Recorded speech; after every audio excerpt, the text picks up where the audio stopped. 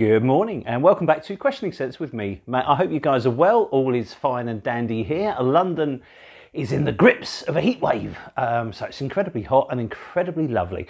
So on a beautiful day, I'm going to make a beautiful video, I hope. Okay, so today is a really exciting one for me because obviously if you're following the channel, you know that Richard and myself are absolutely obsessed with the works of Alessandro Gualtieri, Nascimato, and in particular Orto Parisi. Now there's been a mass excitement. A little while ago it was announced that there was going to be a new Orto Parisi to add to the collection. There hasn't been one since Megamar in 2019. So, you know, real trepidation, but my excitement levels were building, and you can imagine how my excitement levels went absolutely through the roof when this arrived from Italy the other day. So this was very kindly sent to me by the house, and this sort of was enclosed in this was a briefing pack and a sample of the new one. So before we go into it, if you're not aware of what or who Orto Parisi are, it's a collection of perfumes. I think there's 8 or 9 now, and they're from the mind of Alessandro Gualtieri, who's probably better known for the Nascimato project or the Crazy Nose project, of which, I mean, that was been going since 2008.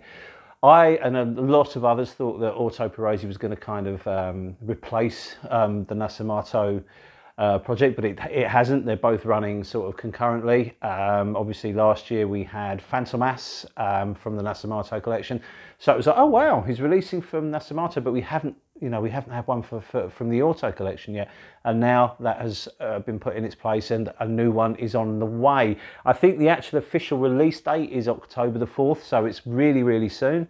And the perfume itself, as you can see here, is called Cuoium. Now, I do not know if I'm pronouncing this correctly. I've not heard anybody else mention it, so I do apologise in advance.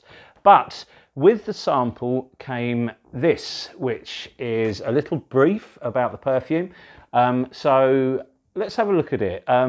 What we have is born out of willpower to trace the ancestry and to preserve it well. Cuoium is an embodiment of love and respect towards natural materials, a manifestation of the legacy of leather, an essence that becomes an alchemical armour, a vision of a universe that flourishes in harmony and worships caretaking to secure longevity. The fragrance is about treasuring the origins and preserving them for the future.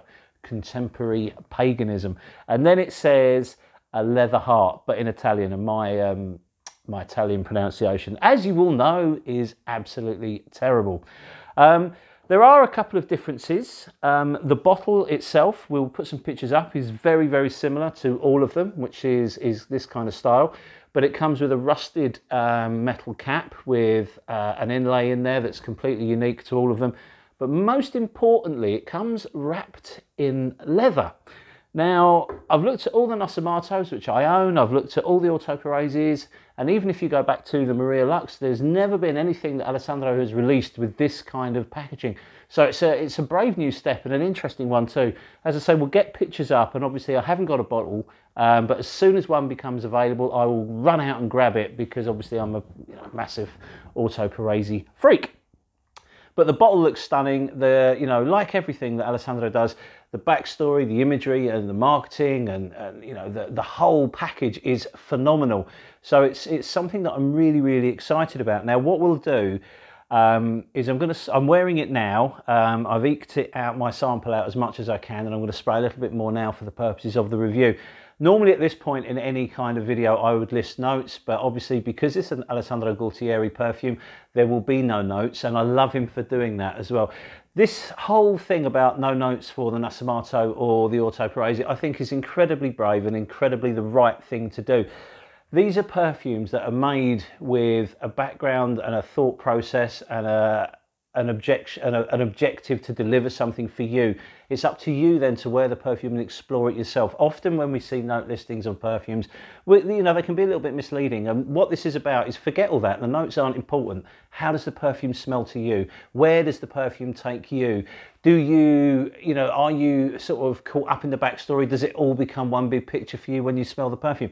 And this is, to me, one of the reasons why I love both houses, but especially the Orto Parisi so much, because every perfume is a real adventure. And all that happens is, you know, you get the bottle of the perfume and it's almost like giving you a travel ticket, and then, you know, you spray the perfume and you're off on your own journey with it. You're deciding how it feels to you. You decide, you know, what you like and love about the perfume.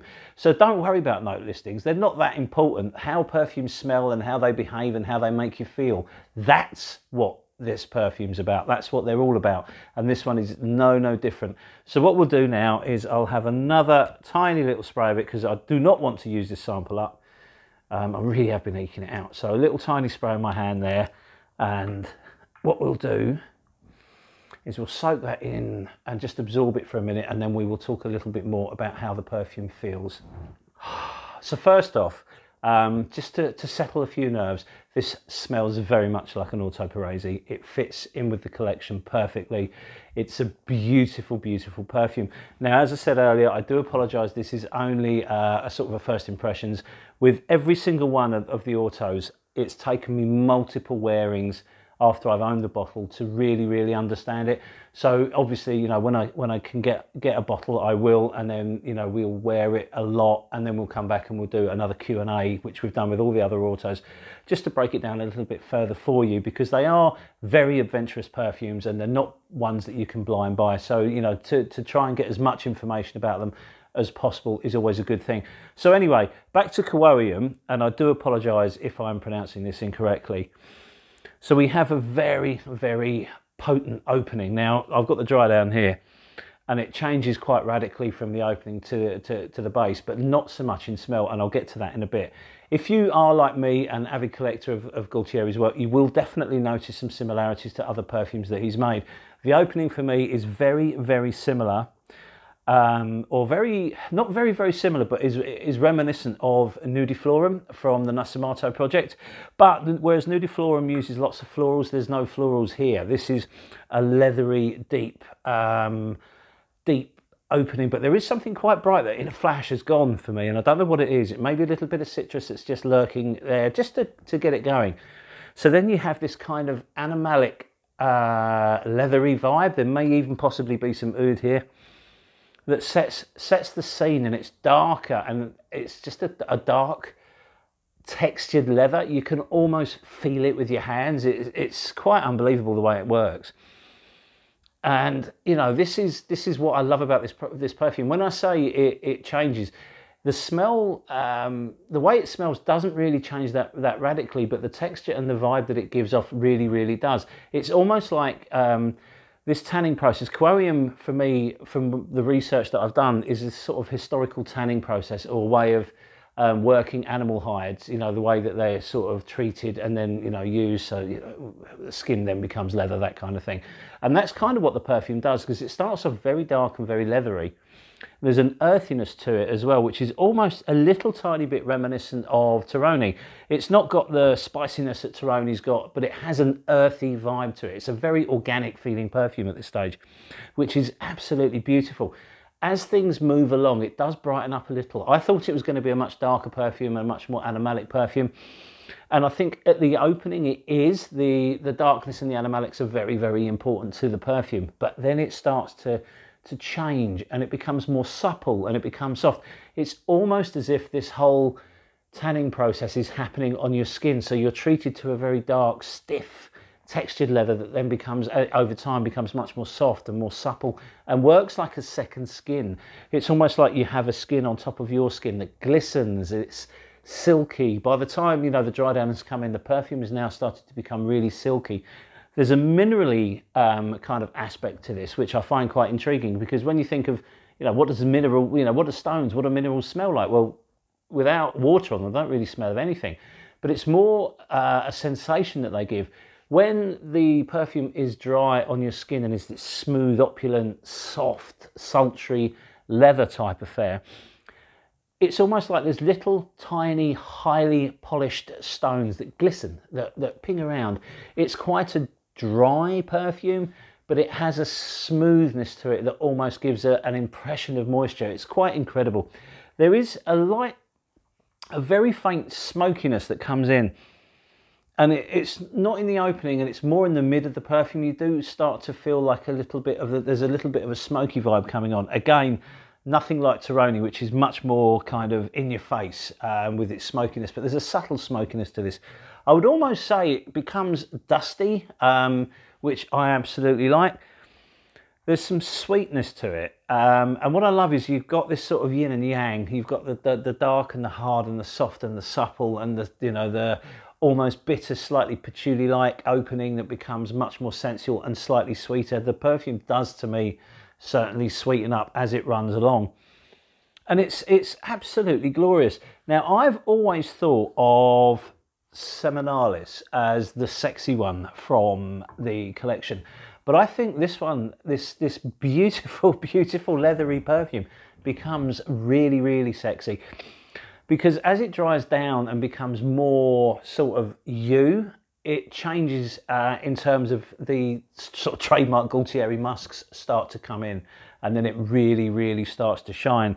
And I think the packaging gives us a little bit more of a clue about the perfume, because, I mean, we'll use Sturkis, which is the closest in colour to Cuoium, as an example. So if you can imagine this bottle is wrapped in leather, well, the perfume does that to you. You kind of feel wrapped in this wonderful smell that just encapsulates everything that the bottle has in front of you. It's quite unique and quite a wonderful experience.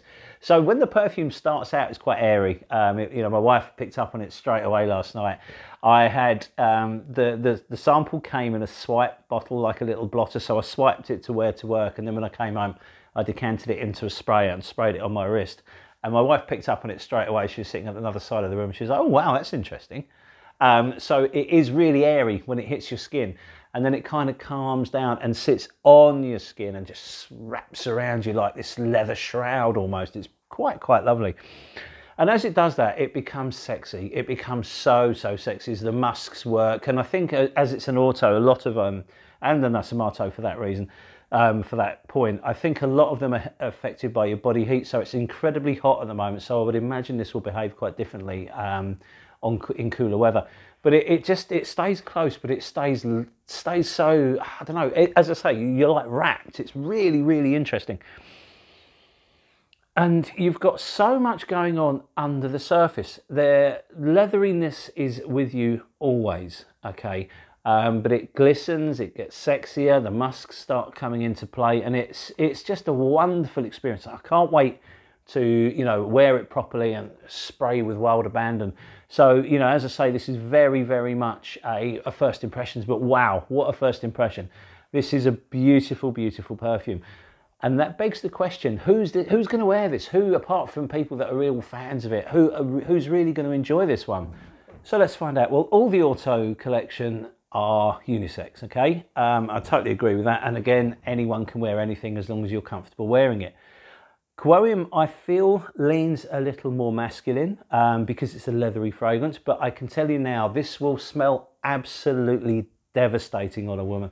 If a lady wears this and she's comfortable wearing it, she will smell like a goddess. It's a beautiful perfume, and I think it's, as I say, it's such a sexy perfume in the dry down. I think it will smell magnificent on a woman. It smells amazing on a guy too, so it is completely unisex, but the caveat is it is slightly masculine leaning. So if you like leathery fragrances, you're going to love this.